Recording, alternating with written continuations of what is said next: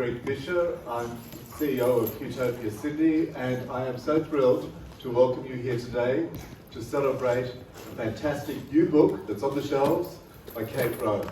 It's firstly, what I would like to do is to acknowledge, of course, that we're meeting here on the land of the Gadigal people of the Eora Nation, and pay my respects to elders past, present, and to any Aboriginal or Torres Strait Islanders who are with us here today.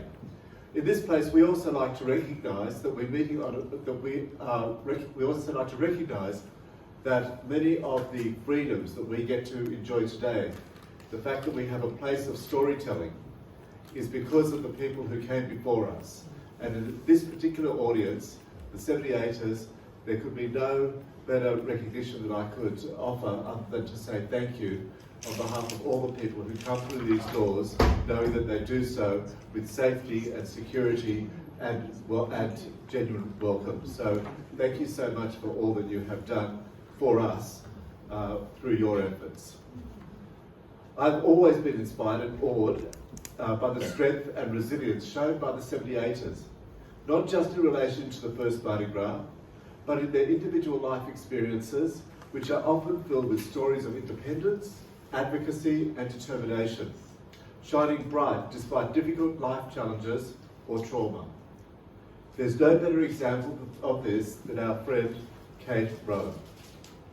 Rocking up on our shores, aged 20 at the start of the 70s, Kate was a 10 Pound Pom, determined to begin a new chapter of her life and leave behind her ghosts of sexual trauma and the grip of drugs and alcohol. But as we all know, our demons tend to travel with us. She tackled them one by one. As she came into her 20s, Kate embraced her sexuality and went into recovery, making friends and getting swept up into the social and political turmoil of Sydney at the time. She became a fearless advocate for women's and LGBTQI+ rights, and actually managed to get herself arrested 3 times in 1 year.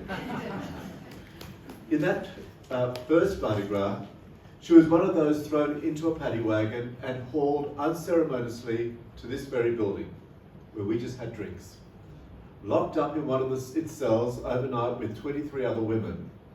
She did not lose her job, but having been publicly outed, faced distressing homophobia in the workplace. But Kate's stories, now gathered in this manner in her memoir, are not all sad. She writes with a lightness and optimism that belies the circumstances that she had to overcome. She became a medal-winning cyclist in the Gay Games, a marathon runner and a triathlete, as well as a pretty good ukulele player to boot, I'm told. Making countless friends along the way, as she says herself, you can't change the past, only the now. Kate Rowe is an amazing force of nature who has kept smiling through all her many travails. How does she do it? As the book title says, how the fuck would I know? Kate, thank you for sharing the love, the life lessons, and this inspiration for which everyone who knows you is truly grateful. Thank you, Kate. And now it's my pleasure to welcome Mel to come and address us and to formally introduce. Mel, come on! There's a joke behind there that. There is a joke behind that. You can tell him. Yeah,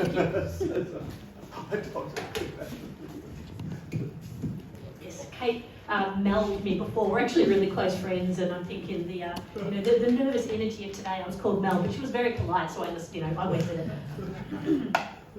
Okay, so my name's Mon Shafter. I'm a journalist and a presenter at the ABC, but that's not why I'm here today. I'm here because I'm Kate's friend, and she's written a pretty epic book. Kate and I have known each other for a couple of years now. We first met through the Front Runners. They're the queer running group that meets at Centennial Park and goes on some pretty epic runs on the weekend. And I think you came and introduced yourself to me. And there weren't that many women at the run that day, and I was just super impressed to meet this crazily active older member of our community, because I hadn't met anyone like that before. So initially it was a pretty a good first impression. We live close to each other in Maroubra, We got to know each other better by going on runs and walks with each other along Maroubra Beach and around Malabar and all that. What I enjoy about our friendship is our chats. So while we're going on these runs, you know, we talk about Mardi Gras, because I've got my connection through work, and Kate, you know, is Kate and is an incredible 78er. We talk about the gay games, queer sport. Kate would tell me what she thought of the ABC, so I was always, you know, here for her opinions. She's got a media degree and worked at SBS for a while. We both love sport. We both do a lot of volunteering for the queer community, so there's quite a lot of common ground there. And then Kate would occasionally throw in a story about her life. So, you know, that time she was a drug dealer, or the one about being married to a man, her gay male friend who was dying and who wanted to give her his superannuation. So, you know, just your usual kind of stuff. And of course, marching in the very first Mardi Gras.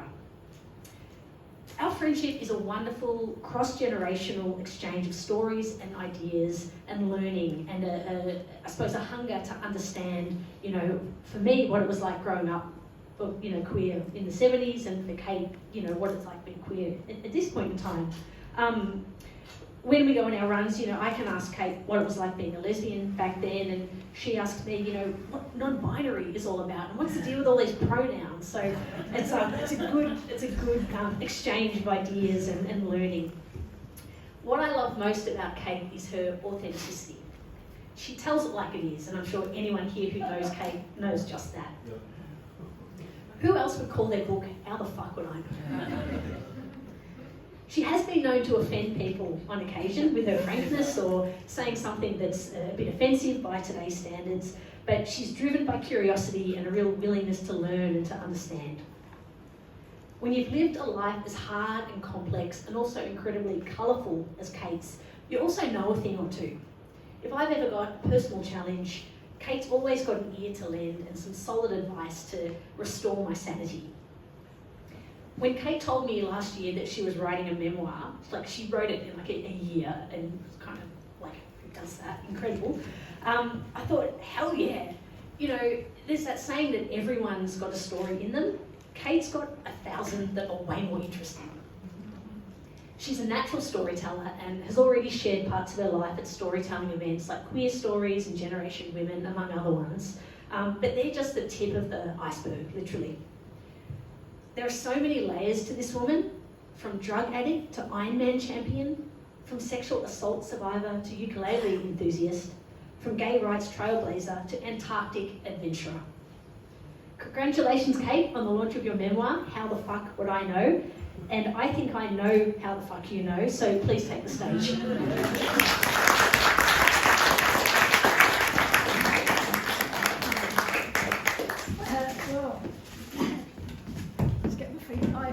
I'll just tell you, yesterday afternoon I was doing the ironing because when the article that Mom did at for the ABC News website, my phone just now stopped pinging for about 2 hours afterwards. So I thought, oh well, good, that's good. Everyone's people read the ABC website, so that's good. So I've been really, really nervous and trying to keep my feet on the ground. And I'm very, very emotional. And I'm emotional for two reasons. One is that, you know, this is where it all started for me.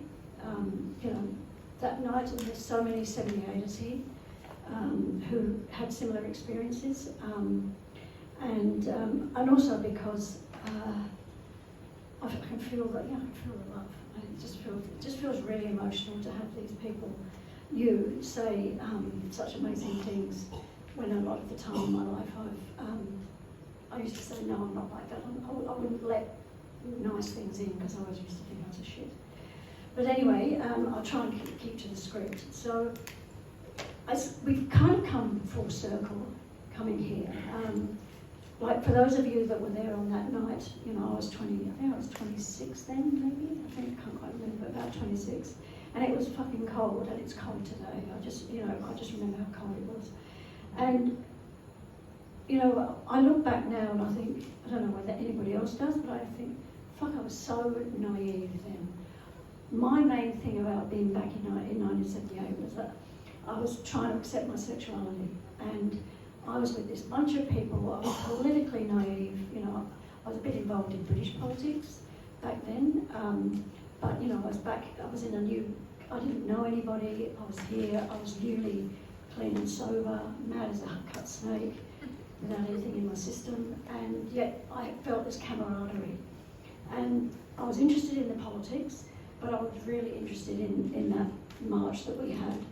And I must say, when we got to College Street, I've said this before, I remember Ken Davis, you know, I jumped on the boot of the truck, and Ken Davis dragged me off and he said, "Don't do that, you'll get noticed." And I thought, why would anybody notice me? Because that's how I always thought about myself, no one would notice me.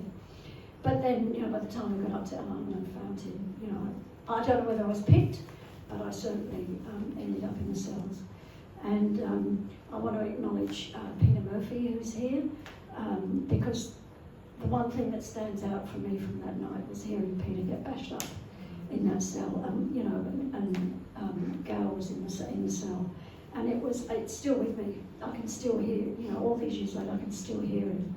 And I'll never, I mean, I've forgiven a lot, but I can't forget that one particular night. And yet, the other thing that I loved about that night was not those 23 women that were in that cell, because I don't remember, but I do remember all those people that weren't arrested, that were outside that door, screaming and shouting, and that for me, that made me feel okay. It was, oh, we're not alone, because none of us knew what was going to go on, what was going to happen to us. And, you know, they took us up to get charged, and I was quite laughing, because I said, well, what are you going to charge me with? You know, because I felt like, well, what have I done? I haven't done anything. What are you? And they had this thing called the Summary Offences Act. And so they charged me with unseemly words up the lezzos. And that seriously was my charge. And that's why on the 40th anniversary I had a banner at Mardi Gras parade saying up the lezzos. I've never forgotten that. Because that's all I screamed all the way up William Street. I just felt so good to be who I was, even though I didn't really know who I was, but just that part of it, that it was okay to be a lesbian. And it was up until that time. And then I think we got taken down to Central, and I think I was the last one out. It was about 4 o'clock in the morning, and I went home. I was living in Learfield, and I've never felt so alone. I've never told anyone that. I never felt so alone, because I had no contact with anybody. And then we all had to go to Central at the court down at Liverpool Street on the Monday. And I was thinking about this because I didn't go to work. I worked at the Maritime Services Board as a shipkeeper. And, you know, and I just remember going to work on the Tuesday, and everybody knew what had happened. And, you know, I've said this in the book, you know, I had people walked across the corridor from me, they'd snigger at me, they put pornographic material inside, you know, my office drawer. I'd open the drawer, there'd be, you know, woman's vagina, and like, it was just homophobia. It was ugly. It was really, really ugly. And then I got dragged up to Human Services, and his name was Michael, and he called me into his office and he said, well, I've just saved your job. And he told me he was gay. He was a closet gay, and he remained in a closet. And he said, you've got to keep your head down. And so I just had to kind of act as though nothing had happened, and yet, you know, we've got all this other stuff going on, all those meetings, remember that standing in Palm and all those meetings. And that year in particular, it was just really, really, it was a paradox really, because on the one hand I was really happy, but on the other hand I felt so ashamed about being a lesbian. And Sydney was telling us we were fucked, right, that we were no good. That's why, you know, and I remember this, and if people remember Sue Hawke, I'm saying that in the confines of this room, what you see here, don't let it out, but Sue Hawke was Bob Hawke's daughter. Yeah. And Gabby Antolovich, my dear friend Gabby, we ended up, I don't know how I got to be on that lot going into Rand's office. I mean, I knew fuck all, right?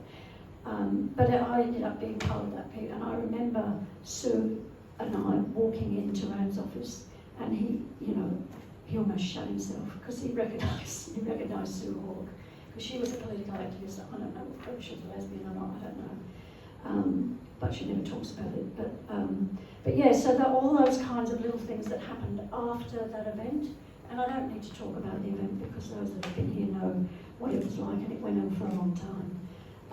And then as time went on, I did become politically involved. It was not only my sexual awakening, it was my political awakening, and I've been political ever since. But I did want to refer to the images. I chose those images for a couple of reasons. One is this is the photo that Sue Colton never used for the book, the camp book. That's my fingers on the soldier on one of them, but that was the march. I think it was in the morning before, and that actually is me on the right hand, on the left. You probably don't recognise me. I had really red hair then.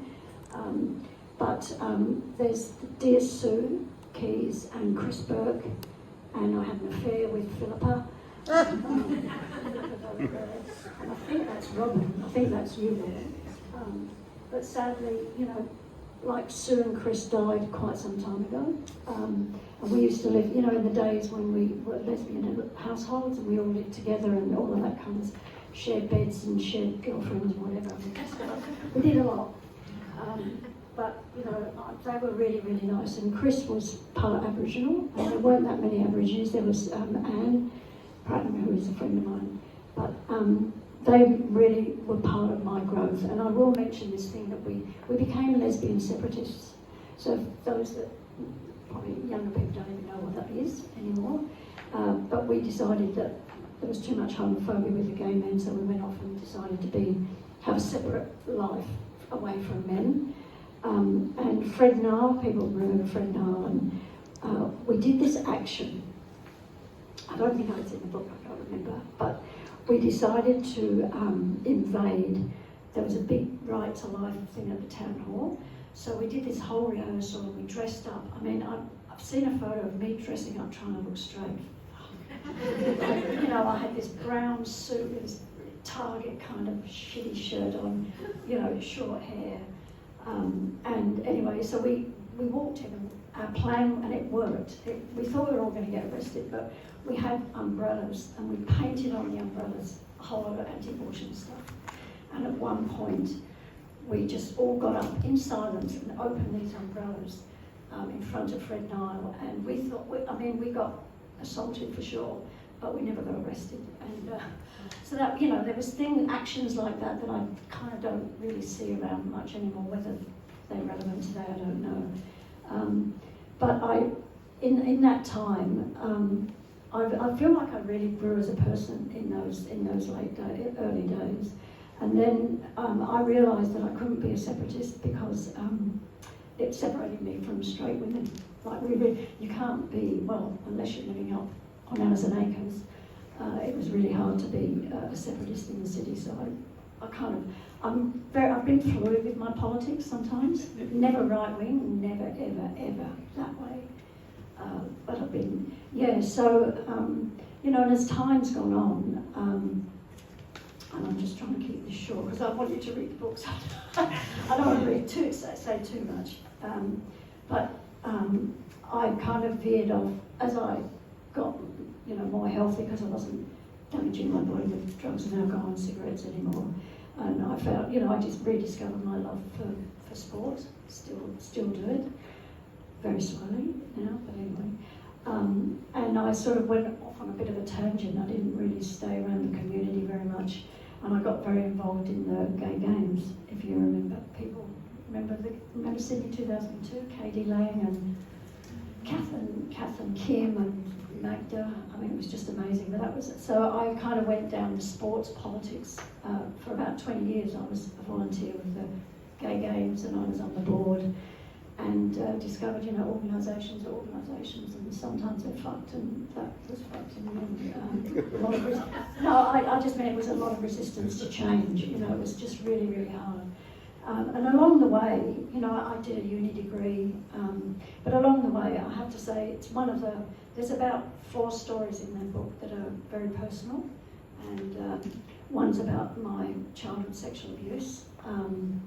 And then in 1987, so it's not, you know, kind of still very politically active and stuff. And I was starting to have relationships, like grown up. Well, I thought they were grown up at the time, but anyway. I was raped in 1987. This guy had been stalking me, I discovered, and anyway.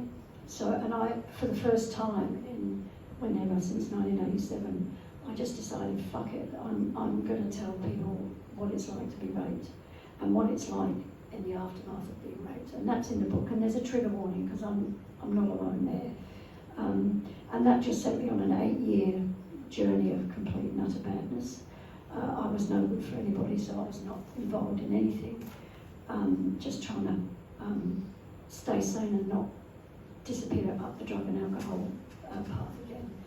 And, you know, I came out of that after 8 years. And then I went to uni and I got a uni degree. My relationship at the time just, you know, it didn't survive and it was never going to survive. And, but I'll always respect that person, that woman that was in my life at that time. It was just too much for anybody to deal with.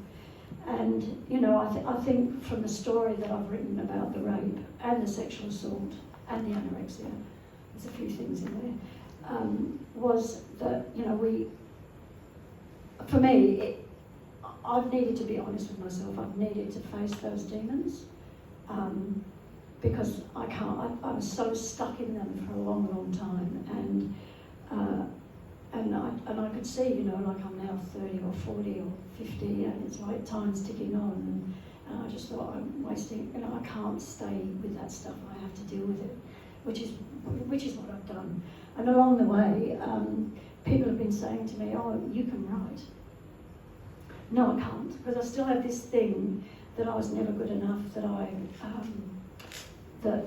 if anybody said anything nice about me, I could cope with people telling me I was a shit, and people do tell me I'm a shit, and I can still be a shit, and I can deal with that. I can't deal with people telling me you've got talents or this, that, or the other. And so that kind of brings me up to that Jeremy is here. It was the first time. Jeremy runs this production called Truth to Power, and I answered an ad. I don't even remember where I saw it, and that was the first time I wrote something and presented it.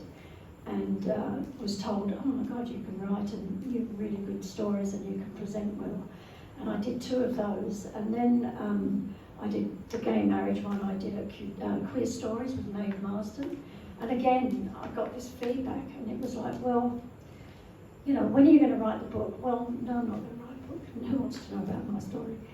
And then about 2 years ago, there's some people have been there before. There's this thing called Generation Women.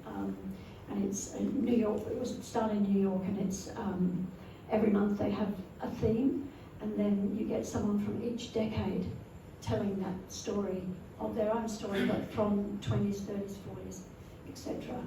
And the first time I won a ticket, I just go along, I won this ticket, and I was blown away by the generational differences of telling a particular story. It just, the whole concept just blew me away. And I go regularly now, and I think I've presented about 4. But anyway, Donna, dear Donna, who's actually back in Scotland at the moment, she just hassled me and hassled me and hassled me. Like, when are you gonna write your story? No, I'm not gonna write these stories. No, I'm not gonna write these stories. And then I came back from England. All my family, I'm a 10 Pound Pom, but I came by myself. All my family are back in England, and there's a chapter called Deaths in the Family about my mum, my sister, and my father, and they're quite deep. But, you know, I came back from that, and I always reflect on things when I come back, because I never know where I belong. I'm still not sure whether I'm Australian or British or whatever. And she hassled me again. And I thought, fuck it, stop it. So, all right, I'll do it.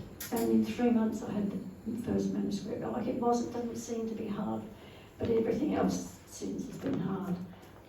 And I've virtually not looked at my notes because I'm not going through them. So it doesn't really matter. But, you know, I think I have to say I don't understand the effect this book seems to be having on people that are reading it. I'm not upping myself at all. But everybody seems to be saying the same thing, and I don't know I don't even realise I've written this book. that I can write, and that those stories are resonating with people. And I've had a couple of people who've gone to therapy. My neighbour in this shithole, well, it's not shithole, I talk about it. I'm in a residential retirement village. It's like, yeah, a lot of people have retired, let me tell you. I'm not one of them, I can tell you, which is why a lot of people there don't like me, because I'm a bit out there. But anyway, they're not out there running at 7 o'clock in the morning, but I am having chats with my dear friend Mon.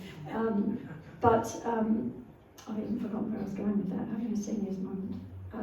Oh yes, so one of them is I'm really quite friendly with, and I was like, it was the day after I got the first books, and she bought one and just came running up to me in tears. And I said, "Are you all right?" And she said, "I've just read your rape story. I was raped 40 years ago, I've never told anyone. I'm going to therapy."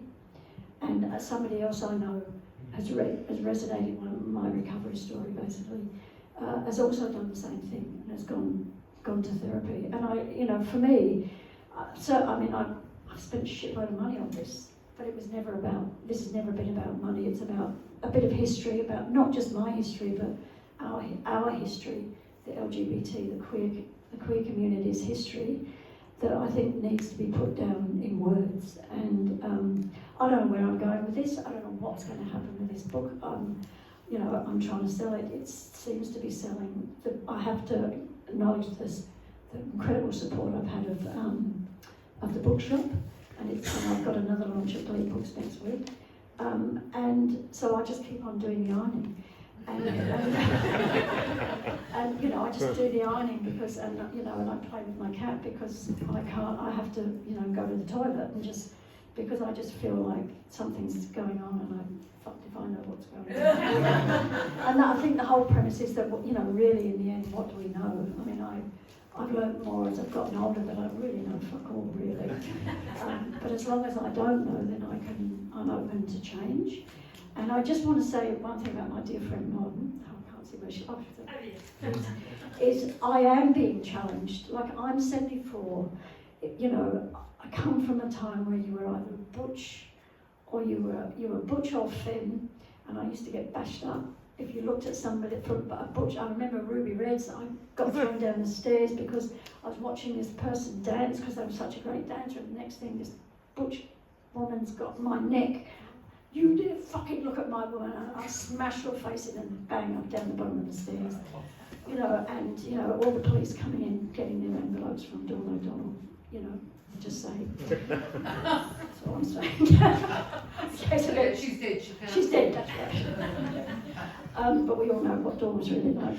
I, from that naive, being that 20, but as I've gotten older, our culture has changed. Mardi Gras has changed, the politics have changed, the way that politics are expressed these days have changed.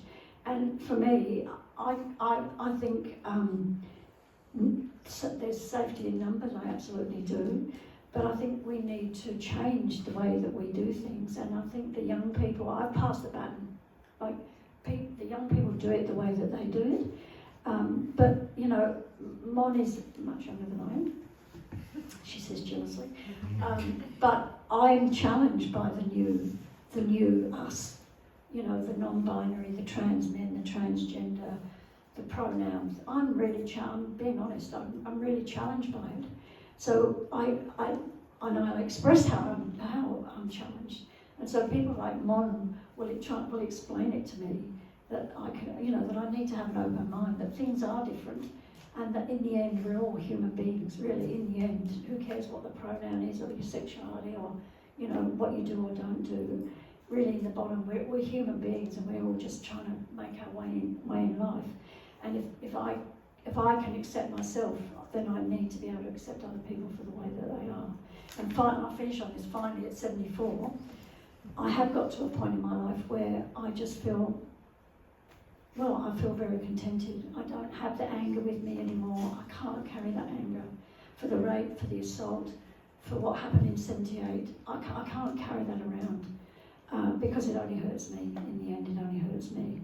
So we're going to have a Q&A if you want to have Q&A, but I really, finally, I want to acknowledge Greg, because when Qtopia started and we were up at the launch, you know, when it was outside of the Green Cafe in the pub in Green Park, you know, suddenly Sarah Murdoch turns up. What the fuck's she doing here? You know, and then we, you know, really, and you know, people that who are not politically active the way that I am. I'll just say it, try and say it diplomatically. Not one of my strong points. And you know, announced, we're going to get it. I just thought, that's it. I want nothing. I don't want to have a mausoleum. I want a pride centre the way we had the Women's Warehouse. I want it to be large. But over time, and you know, we've had a couple of 78er things here. And what blew me was last month, that Pride Fest. I thought, oh my God, this is not a mausoleum. This place is a living, breathing, education, exhibition space for anybody from our community. And I've just embraced it because I had a closed mind. And it took, you know, the stuff, the respect that we got from Greg and everybody here that keeps this place going, that shows that we do have a place in history. But we have to pass that history on, but we don't have to do it in the way that we did it back then. So I wanted to acknowledge Greg, which is why I wanted him to introduce this, because, you know, I just said, let's do a launch at 7. Wouldn't it be, you know, come full circle? And I thought he'd tell me to fuck off, but he didn't. He said, yeah, sure, let's do it. And so here we are. So I really appreciate you all coming. And my email's at the back of the book, so I really welcome feedback, because I want to see what people feel about the book. So thank you very much.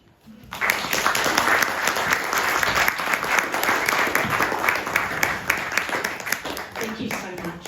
Oh, thank you for Abigail, who was playing the piano. I just got her from the local community. And I could hear it in here, and I hope you enjoyed the little tinkling on the piano. So this is really an opportunity for you to ask some questions, but while you think of some questions, I'm going to ask one or two. So Kate, you write so openly and honestly, and you do explore, you know, a lot of darker chapters in your life. How did you get to a place where you could share those things publicly? Okay, so, you know, I go to a recovery program, and I've been kind of, the way that it's not talk therapy, it's kind of how it sort of works in a bit. But over time, I mean, I used to, I couldn't look anybody in the face. When I stopped taking drugs and alcohol, I was a mess. I mean, I was a complete mental mess. I was psychotic. But I couldn't talk to anybody. I couldn't look anybody in the face. I mean, I was a cripple, and I'm 26, and I was an absolute cripple. But over time, and I've been clean and sober 48 years now, so it's a fucking long time, I just learned that I needed to vent, you know, and bring down the barriers which protected me, because, you know, drugs and alcohol protected me, but also I was behind this big wall about all the things that happened in my past. Never told anybody about the sexual assault as a kid, which went on for 5 years, so it's a long time, and fucked me up completely. And so over time, I just learned, you know, if I share a little bit of my story, not only does it help me, but it helps other people. And so that was kind of the genesis of the book, really. So when it came to actually writing it, I'd say it was literally 3 months, and I had the first manuscript. It wasn't hard, it was kind of... Cool. If anyone has a question, please feel free to raise your hand, and I'll kind of do a bit of pointing. But if you don't have any yet, I'll keep asking questions. You also told me how light you felt after putting all this to paper. You must be feeling. Yeah, I feel like I've gone into another dimension, really, because, you know, you had the whole the easy part was writing it. It was the editing, and then getting the feedback, and then, you know, track changing every single fucking word. It just went on for weeks. It just, you know, and then another edit, and then it was a proofreading, and then I had to get another friend after the proofreading. Like this, I've learned a lot about book production, I can tell you. It's an amazing experience. But that's taken all of this year. So when I ordered my first box, and I ordered 3 boxes, and they arrived, and I had to carry them all the way upstairs because they didn't look at anyway. And I opened it. It was quite emotional, and that was about a month ago, not even that really. And when I saw the book, you know, and I chose the colour, because for me, pink's what we're all about, and I like pink. You know, I started crying because I just thought, oh my God, it's out there, and it's real, and it was almost like this huge letting go, like fuck, I don't have to go there anymore. It's done. I mean, if no one else reads the book, it's done and dusted. I can live absolutely in the now, and understand that I've come to a place of healing where at 74 and there's not many years left, I'm assuming, you know, we all got to die, that I'm just going to absolutely soak up life, because every day is precious. That's what I've learned. Every day is precious, because today might be my last day on the planet. I don't know. How the fuck would I know? I don't know. No, seriously. I mean, none of us know, right? No, I mean, my sister dropped dead. Right? I'm still grieving. 22 years ago, she died suddenly, literally killed over. And I'm still grieving. And her death was the thing that said to me, I can't fuck around with my life anymore. It couldn't. We all have heart issues. I've got different one to her. It could be me next time. I'm not going to suffer falls, and I'm not going to fuck around anymore. So you know, but it's an incredible. Even my running's better. Even my swimming's better. Well, there are people in this room today who've been at the forefront of the gay and lesbian rights movement, and you know, you've seen a lot of progress happen over time, and you know, you suffered and endured a lot in order to achieve that progress. What we're seeing around the world at the moment, you know, particularly in America and the UK, in Australia to a smaller extent, is a bit of a regression of some of, you know, these reforms and things going backwards. What advice would you have for younger queer people who are experiencing this time of uncertainty? Well, I think about Hungary. You know, that's my most recent one. The massive crowds in Hungary. 2 weeks ago or something? Because I'm very political. You know, I like international politics, and I just thought, my God, we would never have got that many people back in. You know, there were like 1,000 of us at the most, and there were I don't know how many people, because I think there's still a place for protests. There's still a place for being out on the street. But numbers say something. I can't talk about America because I just don't want to talk about America. It does, you know, that's just a fucking mess. But it does work. Numbers do work, and I've made this analogy because, you know, I went to Antarctica, and that was just a whole other experience. But you know, penguins, you know, they form a circle, you know, and they move around, and so they can't get picked off. And what we did in 78 is we got picked off. We did get picked off. Now, the numbers are so big, you can't get picked off. But for those that are in isolated areas, like, you know, regional or outback Australia, in Europe, in Russia, I mean, any of the African countries, any of the Muslim countries, there's still a lot to do. But I mean, for me, I just do my bit. You know, I can just do my bit as much as I can do. I can't change. I don't try to change the world anymore, but I'll do my bit to help the world change. That's where I am. But I think there's still that we still need to be out on the streets, but we need to do it in a much. And I think the young people are far more savvy than we ever were about and sophisticated about how they do it. But for me, provocation really is not the way to do it. I think if we act in a provocative way, it becomes negative media. And in a world where now everybody knows everything 24/7, that negativity feeds so quickly, and for me that kills the message. The way you were sort of describing that to me when we had our chat about the penguins as well was just the importance of strength in numbers and the importance of community. Yeah, totally. Yeah. And you know, and we're so lucky to see those numbers, as you said, in Hungary, and we hope that, you know, the world is way more allies these days than we did, you know, back in the day. Just have another scan, see if any. Yeah, go for it. You don't know me, Kate. My name's Kathy. I flew down from Brisbane today when I learned about this through the Old Women's Network, New South Wales newsletter. But what I'd like to to do, if you can, is take me back in time to this incredibly brave young woman who arrives here. There's no internet. How did you meet other women? How did you find Ruby Reds? How did it get off the ground? Well, because there was 78, so that's where I met a lot of other lesbians. And as I said, we had this amazing place. I don't even know whether it's still in our history, but we had this amazing place called the Women's Warehouse. And then there was the Women's Liberation House. I think it was in Chippendale. Yeah.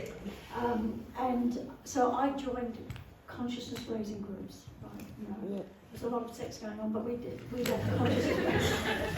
sexual consciousness raising groups. But that's I just put myself in a place where I could meet other people, because I was quite alone. You know, my family, I didn't really have any family over here. For me, that's how I learned about Ruby Reds. It was there was only one place.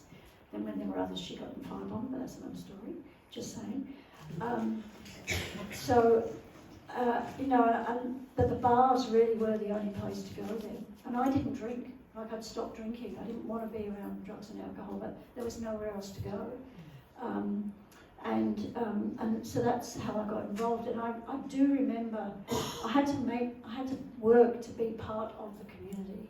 And some lesbian, did anyone ever go to Minto? Yeah. It's a 2-week amazing lesbian festival in Minto, which is out back of Woodwood somewhere. Oh my God, there was the one and only. And we had collectives. See, we had this whole thing about community, we called them collectives. And everything was political, everything we did. Sometimes the sex was political, but anyway, just so that's how I got involved. And now with social media, I mean, it was the telephone tree. That's everything was done on a telephone, or you actually met people in real life, face to face. That's what we did, and I still think not on Zoom. Yeah, exactly. Yeah, so that's and thank you for coming down. And I play the ukulele at Older Women's Network.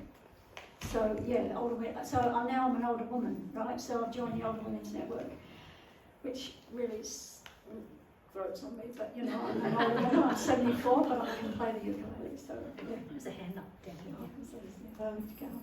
I was going to mention Minto. I think it's quite possible that I've known Kate longer than anybody else in this room, and I actually first met her at the Lesbian Festival at Minto. She hadn't long arrived in the country, actually, as I remember, and was perhaps just sober, and I was on the desk when you arrived to sign in, and I was wondering if Minto made it into the book, or had you forgotten Minto? No, I hadn't forgotten Minto, but I had to make some choices. No, it didn't. Yes, and I was also arrested at the first Mardi Gras with Kate, and we were in the cell together, and we've shared a lot of history and ups and downs, and been in the same communities, and shared a lot of similarities as well, which has been really lovely. And I consider Kate a very dear old friend. I want to correct one little thing that you said. I was actually the last person out of the cells. I got out at 7 a.m. Oh, right. Okay, fair enough. And there was nobody else there, and I think they were sort of keeping me in as an extra punishment because of a little interaction I had with a particular policeman. I won't say what I did, but I had an interaction. Yeah, go on. That he didn't appreciate. Anyway, congratulations on the book. Thank you, and on your life, your recovery, your wonderful spirit, and may there be many, many more years of celebrating your life. I'm expecting this book to be made into a film. No. It'd be like Forrest Gump, wouldn't it? There'd be so many chapters of life. And I'd like to see you get a big advance from MGM or whatever it is. I just want to say, so I'm really glad that Robin Plaister came here, because Robin had a really hard time. Robin was the picture that was in the paper, the nose being held by two guys. And also Robin Kennedy, who sadly can't be here today because she's not very well. But they've been, stalwarts over time, and we're all getting older together. But I deliberately chose that photograph because, and it's in the book, because I just think it's really important to have people that might not know me very well. I might have, given people the shits, but to acknowledge that they, especially Robin Kennedy, who I work with a lot, how much they've meant to me over the time, and put up with my shit. And also Di's in here somewhere, I can't see him. Thank you, Di's been someone that's helped me through a lot of those dark stories a lot. I don't need to say any more, but I just wanted to say thank you for coming. I really appreciate it. Now, you've got a few books to sell right. and to sign here today, but I'll just do one sweep to see if there are any more questions. Yeah, go for it. Thanks for writing such an Oh, hi. incredible book.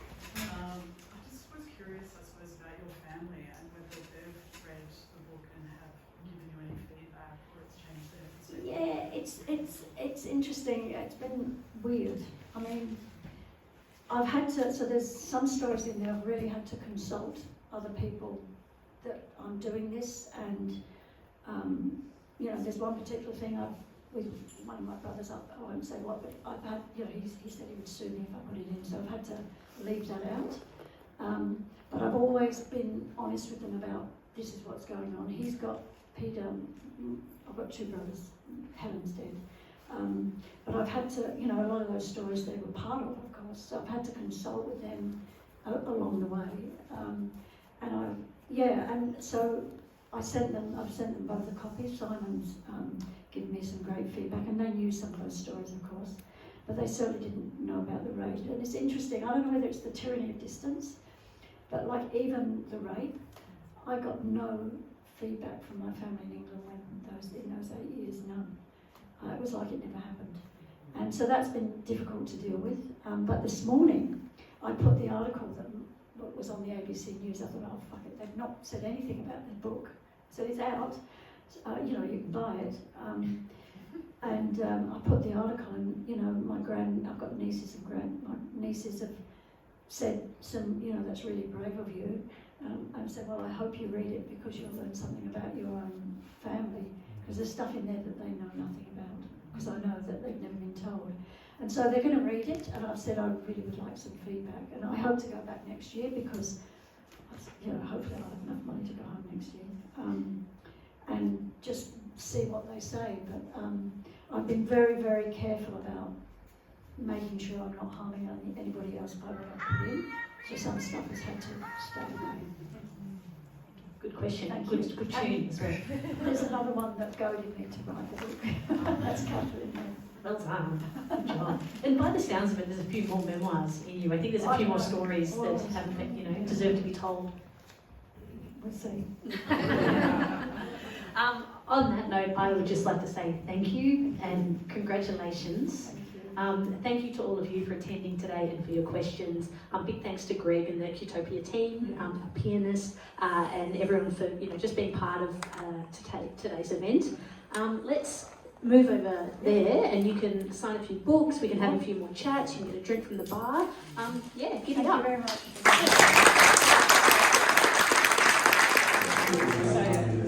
We have to. Rosie's tunnel is just our place.